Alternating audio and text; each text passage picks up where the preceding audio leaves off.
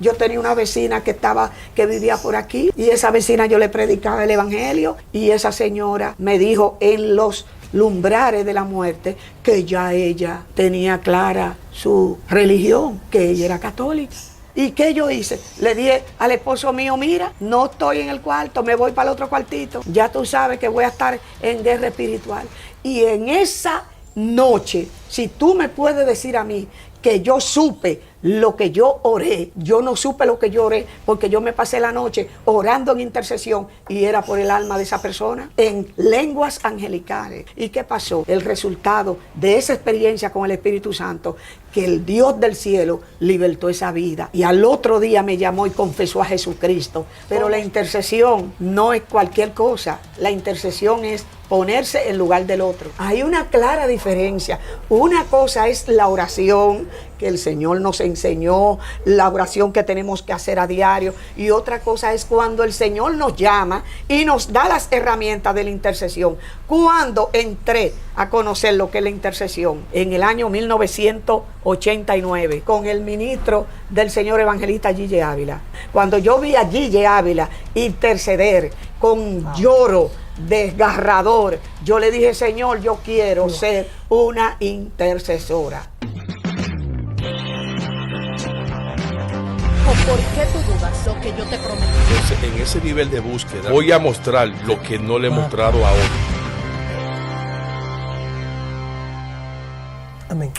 Dios les bendiga, Dios les guarde en el nombre poderoso de Jesús. En este momento pedimos a Dios que bendiga tu casa, tu familia y todo lo que Dios puso en tus manos. En esta ocasión, pues Dios me da la oportunidad pues de compartir junto a una mujer de Dios que de verdad que admiro, respeto mucho y las amamos todos los jóvenes que crecimos con ella. La pastora Fremia Fernández. Pastora, amén. Dios le bendiga mucho. Amén. Muchas gracias, Antonio. El honor es mío estar al lado tuyo, un joven como tú, que gracias a Dios tenemos muchos años conociéndonos, y agradezco todas esas palabras lindas en la presentación que has hecho de mí. Creo que lo que somos es siervos inútiles del Señor. Amén. Fremia, de verdad que gracias. Hace un tiempo que andaba detrás de usted, pero usted es una mujer que tiene muchas ocupaciones, muchos cargos, pero creo que este es el tiempo de Dios para que podamos pues compartir parte de su testimonio. Hay mucha gente, al igual que mi esposa, que ayer me preguntó, ¿dónde Fremia nació? ¿Fremia es dominicana o Fremia es puertorriqueña? No, Fremia Fernández, mi nombre completo es Fremia Lupina Fernández Hernández. Nací un 4 de junio, no te voy a decir el año, porque eso es pecado capital entre nosotras las damas, aunque no lo guardo. Pero nací en Sabana de la Mar, ese bello pueblo que le llaman la novia de la bahía, en el este, frente a la bahía de Samaná, Sabana de la Mar. Hija de un hombre de trabajo, mi padre Fremio Fernández y mi madre Onelia Hernández. ¿Cómo es ese ambiente donde Fremia nació y se crió? El ambiente donde yo me nací, me desarrollé, te pudiera decir que es un ambiente de familia.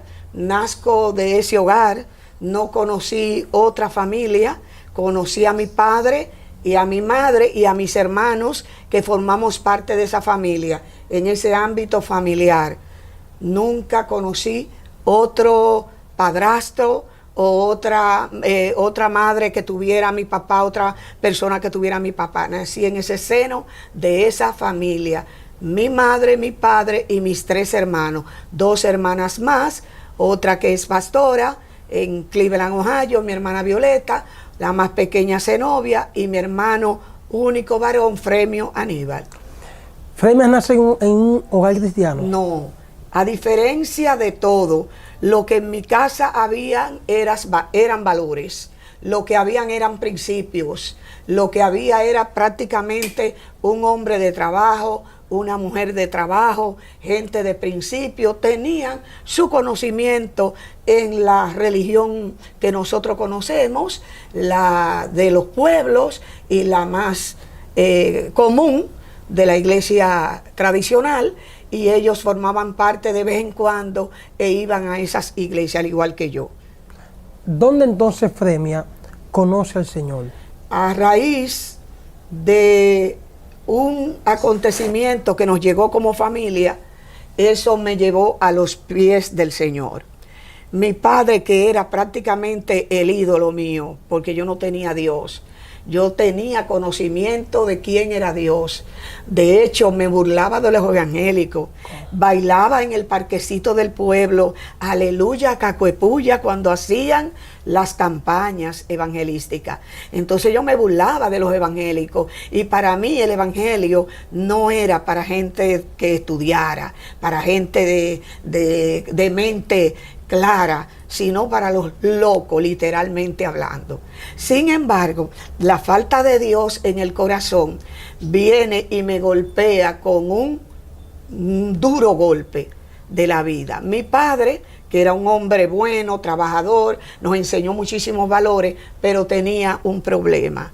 Y era que por su condición y unos asuntos que arrastraba de familia, pues se sumergía una vez al año en un mes en las bebidas alcohólicas. Un hombre joven muere a los 39 años de edad, muy parecido a esta persona que tuve aquí. Yo soy su primera hija, la mayor de todos, y mi padre muere de 39 años en el 1978. Cuando murió mi papá, se me murió Dios, porque ese era mi ídolo. No te voy a decir que estaba dotado de virtudes, ni de todas las luces del mundo. Tenía muchísima sombra, pero para mí era un hombre cariñoso, amoroso, un buen padre que nos instruía al estudio, a la capacitación, al respeto a los mayores, a los maestros. Entonces era mi padre y sobre todo muy cariñoso. Entonces, aparte de todas sus situaciones, él tenía unos arrastres que venía con familia y se refugiaba en el alcohol. Una vez al año, él tomaba 30 días para beber bebidas alcohólicas. Entonces eso lo llevó a colapsar en una muerte prácticamente rápida. Apenas con un mes y 11 días, una cirrosis hepática se lo llevó de esta tierra. Cuando usted me escucha esa noticia, ¿cómo usted afrontó esto? Bueno, yo te puedo decir, para que tú sepas la capacidad de lo que había en mi papá. Mi papá sabía que yo venía a estudiar para la UAS, que era lo que quería estudiar medicina. Sin embargo, él me llamó y me dijo, tú eres la mayor, tú no puedes estudiar medicina.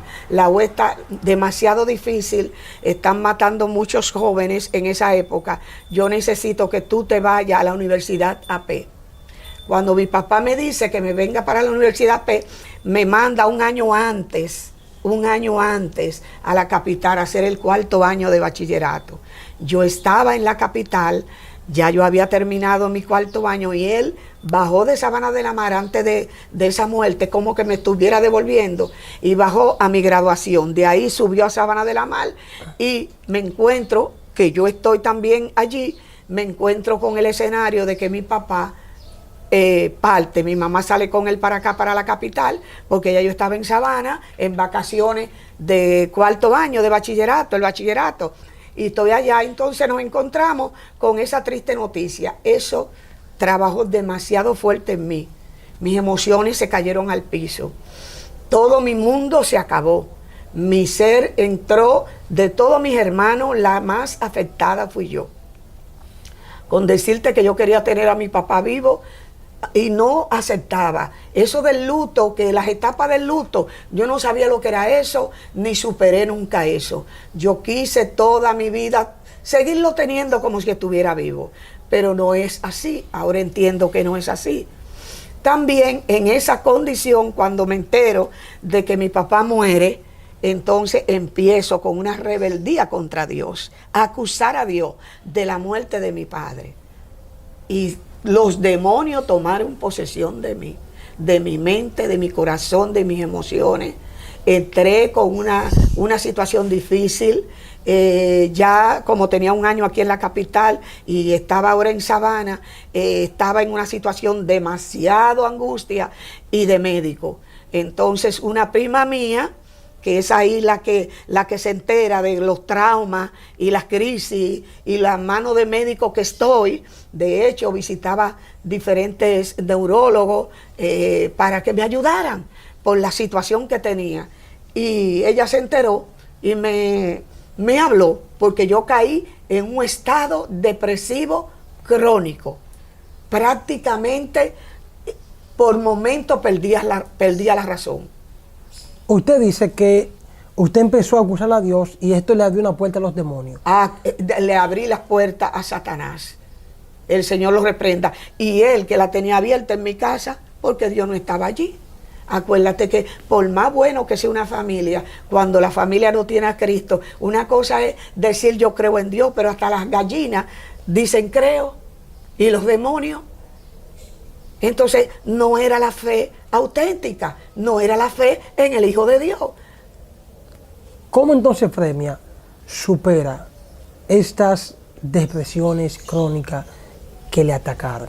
Bien, esa prima mía que había bajado conmigo de Sabana de la Mar, que mi papá me mandó un año antes a hacer el 4º año acá, esa prima mía me dijo, yo supe que tú estás de médico. Y yo le dije, sí.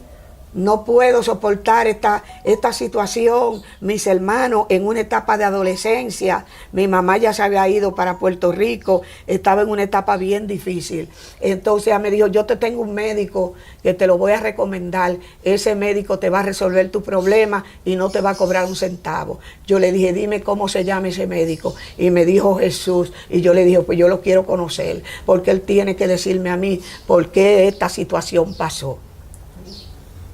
Me invitan a una actividad que fue mi primer paso que di, evangelización. Dentro de ese grupo de gente que profesan a Dios, pero que no tienen el evangelio completo. Y me llevan a un retiro de evangelización. Y en ese retiro de evangelización yo le hice unos desafíos a él. Y él me mostró su amor y su misericordia. Se reveló a mi vida como el Señor y el Salvador de mi alma. ¿Cómo fue eso? Una experiencia maravillosa, una experiencia que quizás para muchos es inconcebible, que tú vayas a tener en un retiro de esa naturaleza y de esa corriente, que tú ibas a encontrarte con el Señor, pero yo me encontré con Él, porque así se llamaba, retiro de evangelización, un encuentro personal con Jesucristo en Manresa.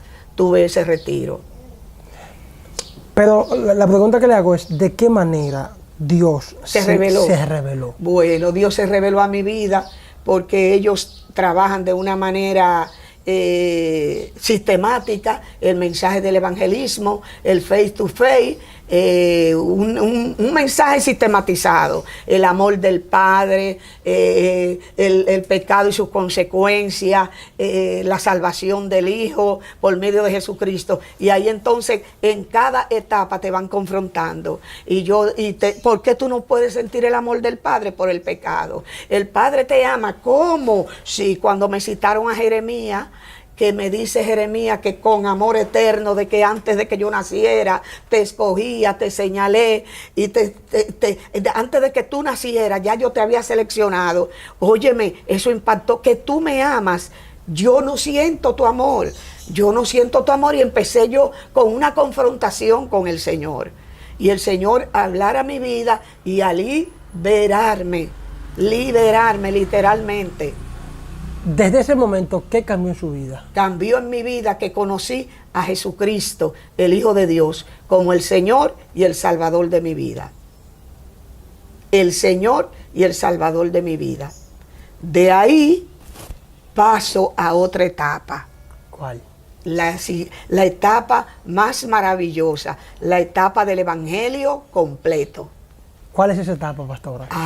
La etapa del Evangelio completo, que en esa sed espiritual, porque estaba sedienta, A mí no se me podía hablar de ayuno, de oración, de vigilia, de espada. A mí se me entregó en ese retiro una Biblia y se me dijo, esa es tu espada, no puedes salir sin esa espada. Y yo salí con esa espada y andaba con esa espada, con esa Biblia, y me comí esa palabra día, noche, a todas horas. Y nosotros nos reuníamos dentro de esa misma institución, que voy a obviar detalles. Nos reuníamos en vigilia y buscábamos gente que nos ayudaran. Entonces, en esa sed espiritual, había en casa de una de mis amigas del grupo, de la comunidad o de la célula, como pudiéramos llamar en el evangelio célula, pero ellos se llaman comunidades.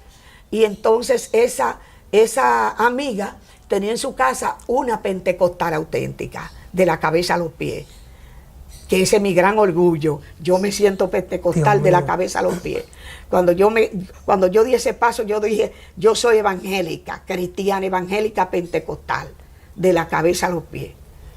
¿Qué fue lo que le llamó la atención de esa mujer que estaba ahí? Entonces, esa señora, que era servicio en esa casa de esa amiga nuestra, nos hizo enlace con un pastor que fue el que vino y nos bautizó en el evangelio después de doctrinarnos. Esa señora hace el enlace, consigue a César Díaz Montaño, que estaba pastoreando una iglesia en Los Ríos, mi amado pastor. Y este señor arriesgó todo. Y dentro de esa comunidad iba a nuestras casas y nos daban las 12 y la 1 de la noche estudiando la palabra dentro de esa institución, hasta que nosotros ya no podíamos aguantar más las 12 y la 1 de la medianoche y las 2:30, con hambre, sediento. Preguntas van y respuestas vienen. ¿Qué tal entonces la transición de venir de esa religión a pasar a este mundo del Pentecostés? El evangelio completo, como yo le llamo, el evangelio. ¿Qué pasó? Un cambio del cielo a la tierra. Porque a pesar de que conocí a Jesús como mi Señor y Salvador, que quede claro, no conocía la parte del Jesús que santifica, la venida de Cristo, el rapto de la iglesia, los acontecimientos y sobre todo la vida que dice las Sagradas Escrituras que nos ha llamado. Las Sagradas Escrituras dice que de modo que si alguno está en Cristo, nueva criatura es. Las cosas viejas pasaron, aquí todas son hechas nuevas. Entonces la diferencia es demasiado marcada, es demasiado clara cuando escuchamos que este hombre lleno del Espíritu Santo, de la sabiduría de Dios, empezó la enseñanza de una manera sistemática, como enseña la teología de Mike Pierman, desde las Sagradas Escrituras, el valor, la inspiración, la fuerza que hay en las Sagradas Escrituras. Entonces todos los argumentos que te puedan traer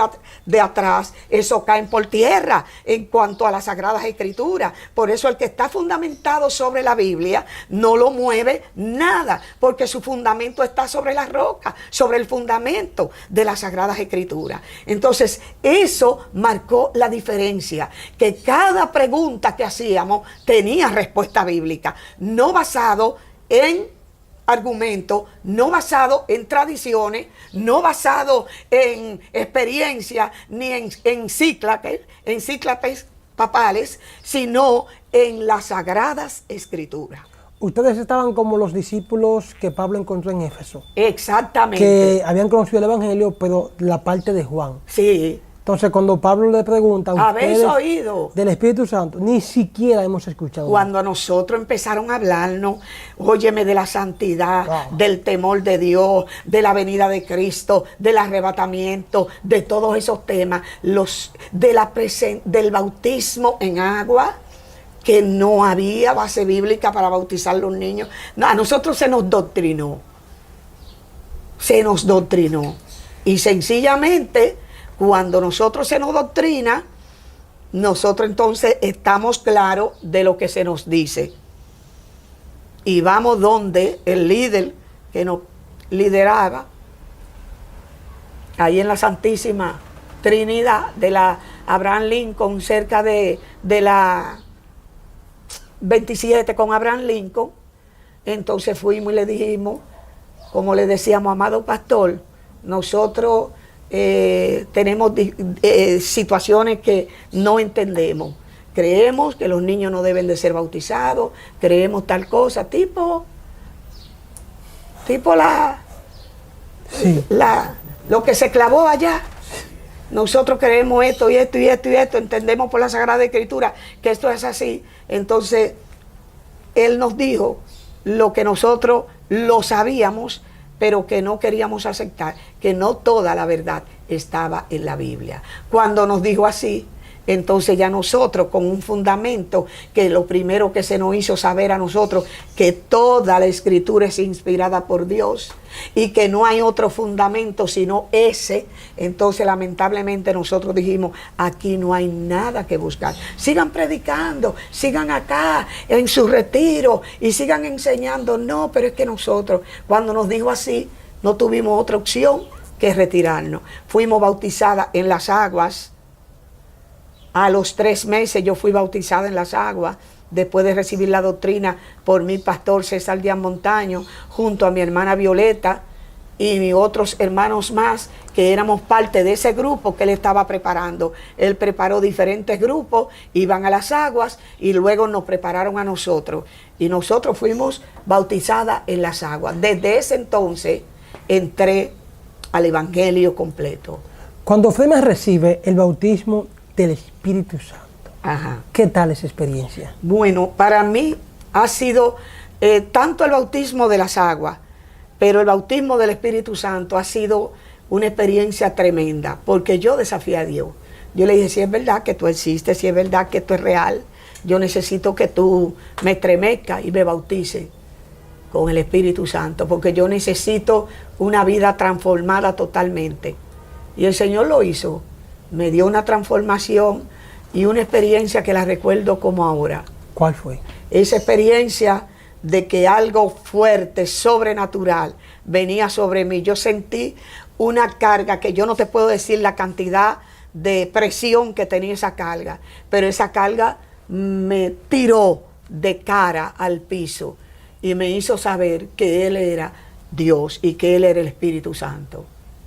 Desde ese momento conoció que Dios es real. Conocí que Dios es real. Porque aunque ya había sido bautizado en las aguas, que estaba en la iglesia, usted necesitaba algo mayor. No, ya esa experiencia yo la había tenido. Pero seguí ahora con el Espíritu Santo. Si te digo que el Espíritu Santo, después de esa experiencia, yo hablé las lenguas orando en mi habitación por una persona que fue a mi casa para que yo orara por ella, ¿tú me lo puedes creer?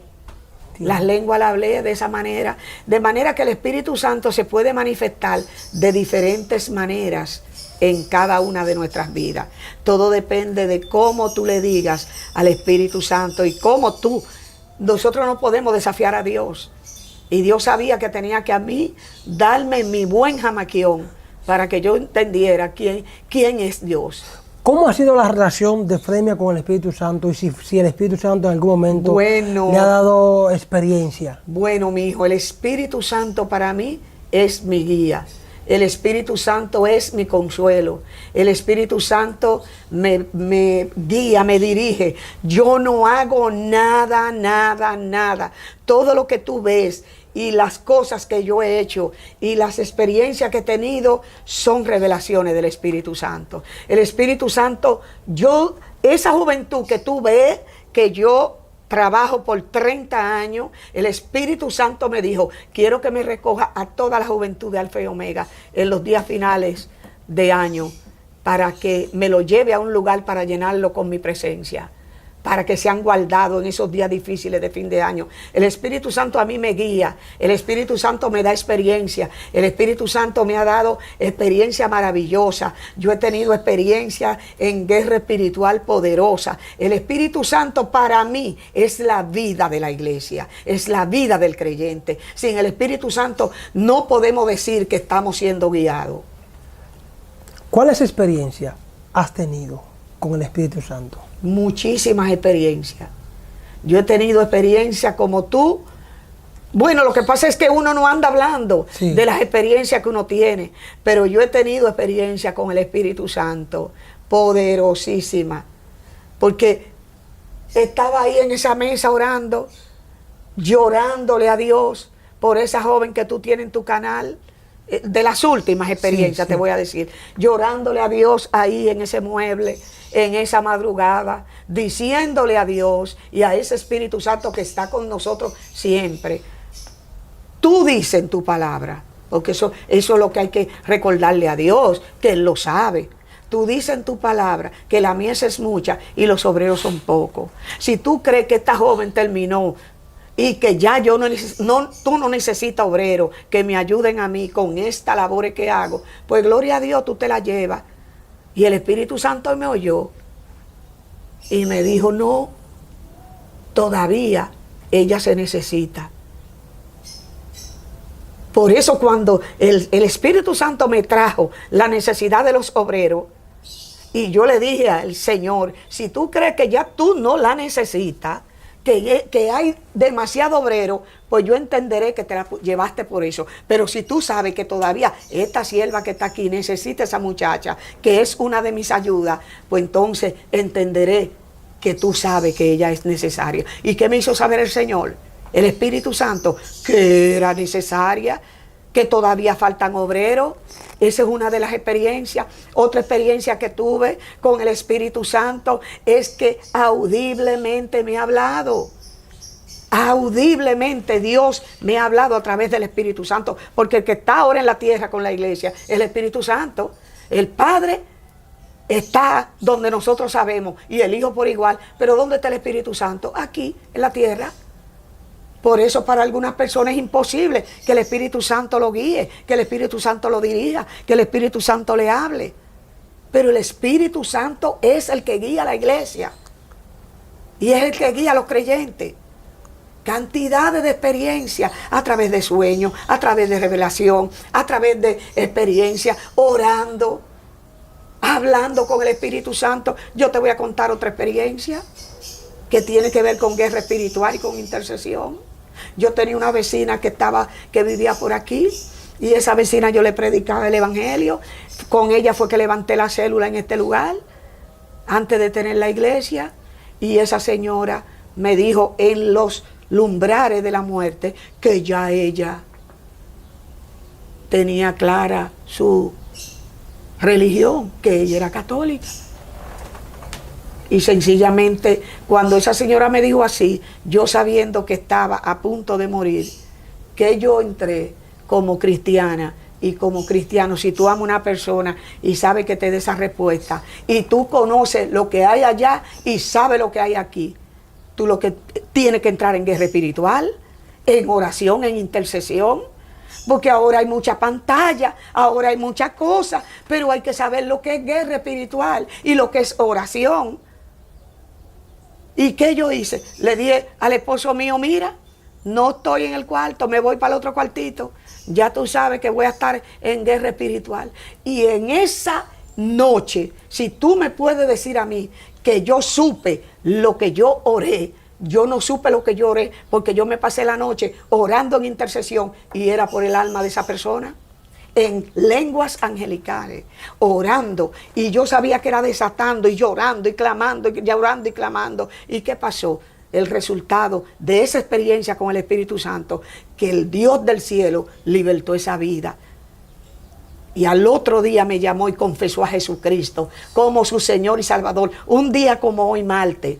Un lunes amanecí para martes, y los martes, día de intercesión por la familia, me llamaron, venga, que mi mamá quiere verla. ¿Cómo aprendió Fremia a interceder? Le hago una pregunta porque todo el tiempo de que la conozco, la he conocido como una mujer de intercesión. ¿Cuál es la diferencia de orar normal y de interceder? ¿Y cómo Fremia aprendió a entrar en estas dimensiones? Es que la oración es simple, pero la intercesión no es cualquier cosa. La intercesión es ponerse en lugar del otro. Cuando tú piensa que una persona está a punto de morir y te dice categóricamente que no quiere a Jesucristo o que no quiere lo que tú le estás ofreciendo, que tú tienes que empezar a guerrear, a ponerte en el lugar de ella. O yo quisiera morirme sin Cristo. Si tú no te quieres morir sin Cristo, entonces tú tienes que ponerte en el lugar de esa persona. No me dejes en esa condición. Eso me pasó con mi hermana, guerreando para el Señor, guerreando para que mi hermana viniera a los pies del Señor. Y mi hermana vino a los pies del Señor, pero es en guerra espiritual, en intercesión. Hay una clara diferencia. Una cosa es la oración que el Señor nos enseñó, la oración que tenemos que hacer a diario. Y otra cosa es cuando el Señor nos llama y nos da las herramientas de la intercesión. Cuando entré a conocer lo que es la intercesión, en el primer encuentro nacional de la juventud en Puerto Rico, en el año 1989. Pero espérese, ¿cómo te llega? Para que continuemos ahí, ¿cómo fue llegar a Puerto Rico? No, porque eso sería otro testimonio. Okay. Eso sería otro testimonio. Ya eso es parte de, ya eso es otra cosa. Hazte de cuenta que yo de acá, de Santo Domingo, después que vengo a los caminos del Señor, llego a Puerto Rico. Mi mamá se va a Puerto Rico, se casa con un puertorriqueño y llegamos allí. Estoy ahora en Puerto Rico y están organizando el primer encuentro nacional de la juventud con el ministro del señor evangelista Gille Ávila en el 1989. Ahí están los videos y ahí estoy yo llena de la presencia de Dios. Cuando yo vi a Gille Ávila interceder con lloro desgarrador, yo le dije: Señor, yo quiero ser una intercesora. Yo quiero ser una intercesora. Dame ese espíritu de intercesión. Y yo empecé ahí a avanzar en el espíritu en ese primer encuentro nacional de la juventud en Puerto Rico. Y le dije: Señor, quiero ser una intercesora. Dame eso, quiero eso. Y lo recibí. Por eso creo que hay un tipo de oración que es una oración seca. Y hay otro tipo de oración que es la oración de la intercesión. La oración de la intercesión no es seca, esa es con lágrimas, con fuerza, con lamento, con gemido, como dice Joel. Volveos a mí con lamento, con lloro. En un apuro, en una necesidad, no me venga diciendo que tú me vas a decir: Padre, dame esto. No, tú tienes que entrar a lo que se llama esto es una lucha de vida o de muerte. Cuando se trata de un alma, es una lucha de vida o de muerte. Cuando se trata de una oración de una persona que ha tratado, es una oración de intercesión. Eso no puede ser una simple oración que pusiste las rodillas y ya tú estás pensando en otra cosa. Cuando tú estás en intercesión, a ti se te olvida el reloj. A ti se te olvida la hora en que entraste a orar. Esa es la intercesión. La oración, la costumbre, aunque sea una hora, oremos. Pues gloria a Dios, vamos a orar. Ahí tú lees la palabra, ora. Pero cuando se trata de intercesión, no, la intercesión no tiene reloj. Y es un asunto de vida o de muerte. ¿Cuáles otras guerras espirituales usted me ha ganado en la intercesión? La salvación de mi hermana, la salvación de esa vecina, verme libre de una de las pruebas más difíciles que yo he atravesado en el Evangelio. Ahora ya casada con Guaronel Montaño en esa iglesia central, que tuve que meterme a guerrear espiritualmente porque llegó una prueba con una lanza de un principado especial que me enviaron. ¿Tú sabes lo que es un principado? ¿Tú conoces de eso? ¿Has sabido de eso? Amén. Claro que sí. Y ese principado, en medio de esa multitud, el Señor me mostró que me estaban persiguiendo. ¿Y qué pasó? Cuando esa flecha venía sobre mí, vino ese león y se paró frente a mí, rugió con su cabellera y cogió la lanza y se la devolvió de donde había salido. Y después que yo tuve esa revelación que el Señor me dio, me permitió conocer esa revelación, dije dentro de mí: la prueba que me viene no es chiquita. Un principado, francotirador, no era cualquiera. Y yo no voy a dar detalles de la prueba, pero la prueba llegó a la parte más íntima de mi vida, porque yo creo en la integridad, yo creo en la sinceridad. yo creo en el cuidado, yo creo en la honestidad. Yo no te puedo decir una cosa ahora y por detrás decirte otra. Y cuando a mí yo sé que es algo que uno tiene que sobrepasarlo en esta vida, pero cuando a ti te acusan de algo que tú no has hecho, eso atenta contra la integridad. Eso me enfermó. Esa prueba me enfermó. Esa prueba y esa calumnia me enfermó, que perdí hasta el día de hoy la audición, parte de la audición de mi oído izquierdo, de un líder de la iglesia que se levantó contra mí. Y me levantó una calumnia en el aspecto administrativo, que no era nada, un asunto administrativo. Entonces tuve que meterme en guerra espiritual. Antonio, eso no era cualquier cosa, porque se trata de la esposa de Guarionet Montaño, que no estaba en la iglesia cuando se levanta el problema. Guarionet estaba en convención. Santo. Dios mío. Entonces, eso para que tú sepas. Entonces, hemos tenido diferentes batallas, diferentes pruebas, pero de todas el Señor nos ha librado. ¿Cómo Fremia pudo mantenerse siendo joven en el Evangelio sin caída? Porque usted a su edad aún mantiene la belleza. Amén. Me imagino cuando joven, he visto las fotos por una, discúlpeme, ¿verdad? Una mega diva, como se dice, así la mujer de ella. Santo. ¿Cómo Fremia pudo mantenerse firme en el Señor, siendo joven y bella? Amén. Bueno, lo de bella vamos a dejarlo ahí a un ladito. Sí. Un poquito mejorada, una versión mejorada. ¿Cómo te puedo decir? Mira, Antonio, la verdad es que yo cogí el Evangelio en serio. Ay. Yo soy menos cristiana ahora que cuando estaba soltera. Pues explíqueme eso. Yo soy menos cristiana ahora que cuando estaba soltera. Cuando yo estaba soltera, a mí no se me acercaba nadie. Eso es otro testimonio, que tenemos que darle un testimonio a los jóvenes de esa parte. No se me acercaba nadie, porque yo tenía mi mente enfocada en el cielo, mi mente en las cosas de arriba. Mi corazón y mi vida estaban dispuestas a todo. Cuando me convertí a este evangelio, le dije al Señor, lo que tú pongas en mi mano lo voy a hacer. Y nunca estuve mirando hacia aquí, hacia la tierra. Toda mi atención y toda mi fuerza, todas mis energías estaban enfocadas en Dios y su obra. ¿Tú oíste? Dios y su obra. Y no estaba para cualquier cosa. Por lo tanto, a mí nadie se me acercó. Y creo que son los propósitos de Dios. Porque Isaías, en su capítulo 55, versículos 8 y 9, que dice que los pensamientos de Dios no son nuestros pensamientos, ni sus caminos son nuestros caminos. Amén. Los pensamientos de Dios están demasiado altos, demasiado elevados para nosotros conocerlo.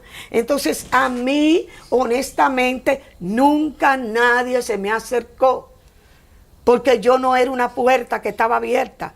Yo estaba aparentemente visible para la vista tuya ahora, pero yo estaba en un mundo invisible para los propósitos de Dios y para los pensamientos de Dios. Porque ni mi mente, ni mi corazón, ni mi vida estaba enfocada ni en matrimonio, ni en casamiento, ni en esposo, ni en nada. Escribe lo que eso era así. Si Fremia no estaba, los hombres no se acercaban, los jóvenes no se acercaban. Y de hecho, perdóname la interrupción, rodeada con el cargo de presidenta de la Asociación de Jóvenes. Por eso estuve en el primer Encuentro Nacional de la Juventud y en el liderazgo en Puerto Rico. Entonces yo estaba rodeada de todos los jóvenes conciliares, pero a mí nadie me dijo ni qué linda tú estás, porque no se atrevían, porque yo no andaba riéndome. Es que te digo que yo era más cristiana soltera que de casada. Yo estaba enfocada en Dios, y el joven que está enfocado en Dios, o el adulto mayor que está enfocado en Dios, no está pendiente a nada. El que se encarga de lo de él es Dios. Porque que la Escritura lo dice, mas buscad primeramente el reino de Dios y su justicia, y todas las demás cosas vendrán por añadidura. Quiero un testimonio para mi hermano, Fremio Aníbal, mi único hermano. Ya mi hermana y yo estábamos quedadas porque estábamos en el evangelio de 27 años para allá, 25, 24, 26, y llegan a los 29 y ya nosotros estábamos quedadas. Sin embargo, para Dios no. ¿Entendiste lo que te quiero decir? Sí. Y yo no tuve que buscar. Yo le dije a Dios que se encargara a Él de buscarme. Ahí voy. Si los jóvenes no se acercaban a Fremia con la intención, nunca. ¿cómo entonces Fremia se casa con el pastor Guadalupe Montaño? Ese es otro testimonio. Pero denos alguna pincelada de eso. No, ya te dije que estaba, para mucha gente yo estaba en el público, pero para Dios yo estaba encerrada. A mí nadie me veía, porque Dios me tenía reservada. Yo le dije a Dios que me diera un esposo con 3 condiciones. Que amara a Dios más que yo. Que amara a Dios más que yo. Por eso el día que se afloje, no vamos a cuestionar a Dios. Y gracias a Dios que así ha sido. Que fuera de mi misma organización, porque que no me quería mover, porque amo esta doctrina de Alfa y Omega que conocí aquí. Y que no fuera recasado, porque no creo en el recasamiento. No le dije ni bonito, ni blanco, ni prieto, ni dominicano. La única que consumió que lo que mi país ha producido he sido yo. Todos mis hermanos están con nacionales puertorriqueños. ¿Entendiste? Pero Dios me tenía Guarioné, reservada para Guarioné. Ese siervo que duró sus 13 años solo. Santo. ¿Qué milagro ha hecho Dios en la vida de Fremia? Ah, muchos. ¿Cómo cuáles?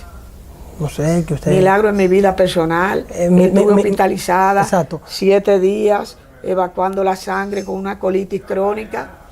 Y el ángel, el Señor envió su ángel y me intervino y cesó la hemorragia. Eso hace como 3 años, después que estoy en la línea de batalla, en la hora de oración y de milagro. Son muchas cosas que hay que contar. Y en la parte financiera, ¿cómo Dios...? Bueno, en lo financiero, ¿qué te puedo decir? Yo dejé mi estatus, mis condiciones buenas en Puerto Rico y venir para acá a montarme en un motorcito sin sillín atrás. Pero Dios no me ha dejado. Cuando me fui para allá, antes del año, a ayudar a trabajar y a buscar unos chelitos para comprar un carrito, ayudar a Guarioné, porque tenía mi residencia y tenía mi familia allí. El Señor me dijo, me mandó de nuevo para acá, me dijo, allá es que te voy a bendecir. Aquí no hay nada para ti en Puerto Rico, lo tuyo está allá. Y regresé para acá.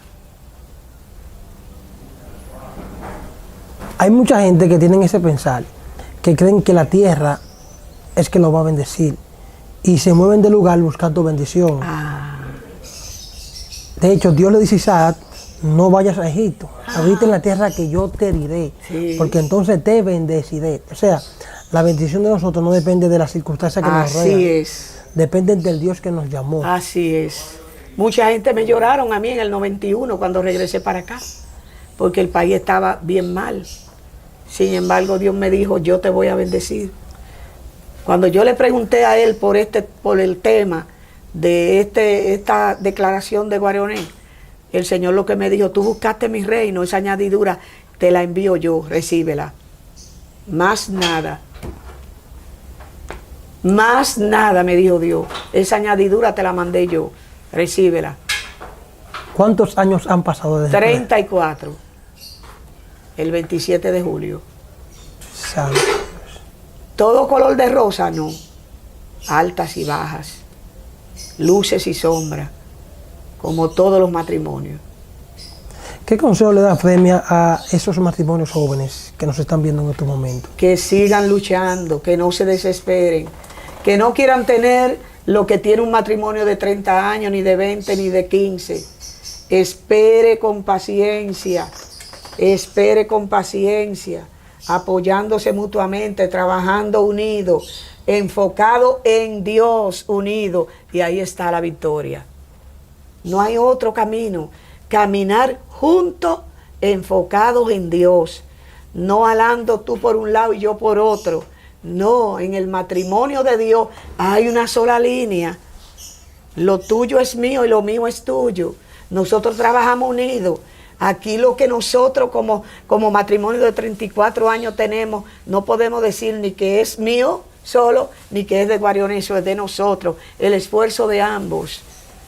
Entonces el problema de este tiempo es que cada quien quiere alar para su lado, guardar para su lado, y están siendo desleales uno al otro. Y no puede haber bendición así. No puede haber bendición de esa manera. ¿Qué entiende Frema? Y con esta pregunta quiero terminar. ¿Qué le hace falta a esta generación que tenía la generación pasada? ¿Y qué le faltaba a la generación pasada que tiene esta generación? ¿Qué le falta a esta generación? Temor a Dios. Temor a Dios. El principio de la sabiduría es el temor a Jehová. Sin temor no hay salvación. El temor a Dios es el que hace al cristiano que no peque. El temor a Dios es el que te ayuda a ser auténtico. El temor a Dios es el que te libra a no decir una cosa por otra. El temor a Dios es lo que te garantiza salvación y estabilidad espiritual. ¿Qué le está faltando a esta generación? Falta de temor, falta de acercarse a Dios, falta de búsqueda. Eso es lo que le está faltando a esta generación. Muchísimos muchachos buenos, gente buena, y de repente tú lo ves que fallan y no están en la línea de batalla. ¿Por qué? Porque le falta el temor a Dios. No saben humillarse, no saben arrepentirse, no saben ser auténticos. Hay que ser íntegro, hay que ser auténtico. Y sin temor no puede haber integridad. Sin temor no puede haber autenticidad. Sin temor no puede haber respaldo de Dios. El respaldo que se ve aparentemente en la bulla no es el respaldo de Dios, ¿no? Es un respaldo preparado. Pero el verdadero respaldo de Dios es el cuando vengan las pruebas, las luchas y las dificultades, tú veas a Dios.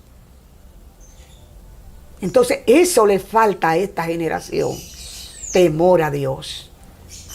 ¿Y qué le faltó a la generación pasada que tiene esta generación?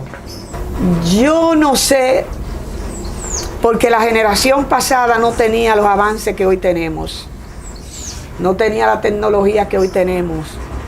No tenía todos estos medios que nosotros tenemos para llegar tan lejos, a tantos lugares, a través de estos medios de comunicación y estas redes sociales. Esa generación nuestra no la tenía. Lo que tenían era lo que nosotros conocemos, lo auténtico, el servicio a Dios. Esta generación, yo diría que tiene lo que nosotros no tuvimos, el privilegio de tener buenos equipos de sonido, el privilegio de tener vehículos para irnos a las misiones. Esta generación, nosotros no teníamos nada de eso. Nosotros teníamos que salir a las misiones, como salí yo en un viaje misionero a Venezuela en el 90, y nos acostamos 6 en una cama. No, esta generación sale de viaje misionero, pero a hospedarse en hoteles. No, esta generación no aventaja en eso. Nosotros no tuvimos hoteles, nosotros no tuvimos mucho equipo de sonido bueno. No, ni mucho equipo de música bueno, instrumentos musicales. No. Frema, que tuvo la oportunidad de escuchar grandes predicadores y estar en sus actividades, predicadores como Gigi Ávila, sí, Jorge Rasky, sí, quizás Luis M. Ortiz, sí, esos predicadores que fueron de mucha inspiración para la generación del siglo pasado. Rafael Torres Ortega. Todos esos predicadores. ¿Qué tal se sentía escuchar a estos grandes hombres de Dios? Eugenio Rodríguez López, Jeñito, sí, el hermano de Jeñito, que fue el instrumento de Dios, que me habló Dios en ese viaje que di para allá, para Puerto Rico, para trabajar, que me dijo, vuélvete y vete para el sitio donde saliste, que allá es que te voy a bendecir. Y yo preparé mi maleta y cogí para acá con los que venían para la convención. ¿Qué te puedo decir? Esos eran hombres de Dios, tenían sus diferentes tipos de enseñanza, diferentes tipos de doctrina, pero en cuanto a Gigi Ávila, yo estuve en varios eventos estuve visitando las instalaciones, estuve allí viviendo en Puerto Rico y estuve de ujier. Yo tengo por ahí un carnet de mi ujier en una de las campañas de Gille Ávila, en Llorén Torres, allá en Puerto Rico. Entonces, ¿qué te digo? Era un hombre que cuando esa campaña, yo recuerdo que vi que Gille Ávila estaba lloviendo y le dijo: Señor, necesito que tú nos permitas continuar con esta campaña y que tú te lleves esa nube para otro lugar, porque aquí no podemos predicar con esta lluvia. Y yo ver literalmente cómo esa lluvia paró. Entonces yo te puedo decir, esos eran hombres de Dios. Pueden algunas personas no estar de acuerdo con alguna de sus mensajes y alguna de sus enseñanzas. Sin embargo, para mí, en su mayoría eran hombres de Dios.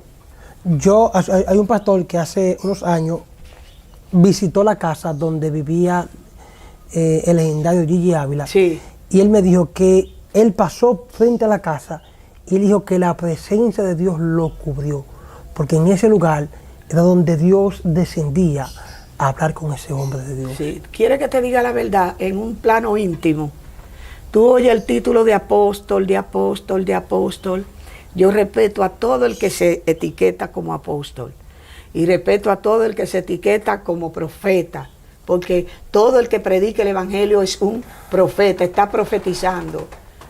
Yo me conformo con el término de siervo, pero volviendo a Gille Ávila y a eso que te dijo ese señor, yo digo que en el siglo XX, si hay un apóstol en Latinoamérica que pudiera llamarse apóstol de Latinoamérica, del Caribe, y apóstol de nosotros, de la iglesia, en este tiempo, para mí era ese hombre, el evangelista Gille Ávila. Un hombre sencillo, un hombre humilde, pero con un espíritu de intercesión y de oración que dejó huellas para siempre. Así es. De hecho, aun cuando uno lee los libros de él, uno siente algo especial. Es que es un hombre demasiado sencillo, demasiado humilde, demasiado sencillo, demasiado humilde. Sí. Pastora, gracias. ¿Verdad? El calor nos está arropando. Usted tiene otros compromisos que hacer. ¿Cómo las personas pueden seguirla? Usted, para los que nos están viendo, la pastora Fremia, todos los días a las 3 de la tarde, hace transmisiones orando por las familias, por los ministerios, por los hogares, por todo el mundo. Entonces, ¿por qué vía las personas pueden seguir a Fremia?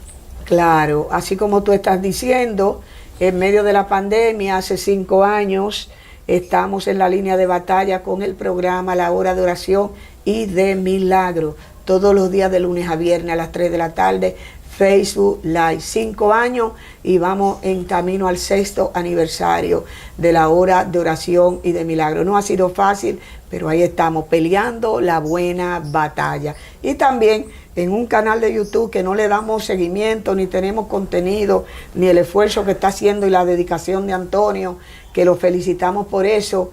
Pero ahí tenemos un canal de YouTube, Fremia Fernández Oficial. La pueden seguir así mismo en Facebook, Fremia Facebook. Fremia Fernández, sí. Y en Instagram por igual, Fremia Fernández, y en YouTube, Fremia Fernández Oficial. Amén. Así que todo aquel que quiere que la pastora ore por ello, conéctese a las 3 de la tarde. Búsquelo en Facebook, Fremia Fernández, todos los días de lunes a viernes. Sí, y pastoreamos la Iglesia Pentecostal, Alfa y Omega, bendición y vida eterna, que a través de la iglesia es que tenemos la hora de oración y de milagro todos los días. Como dicen los dominicanos, sin mancar, todos los días de lunes a viernes, 3 p.m. están orando por la familia, por sanidad, por milagro, y usted necesita también ser parte de esta gran bendición. Así que gracias a ustedes por estar ahí conectados. Comparta y comente, y que Dios les bendiga y Dios les guarde. ¿Por qué tú dudas lo que yo te prometí? En ese nivel de búsqueda voy a mostrar lo que no le he mostrado a otros.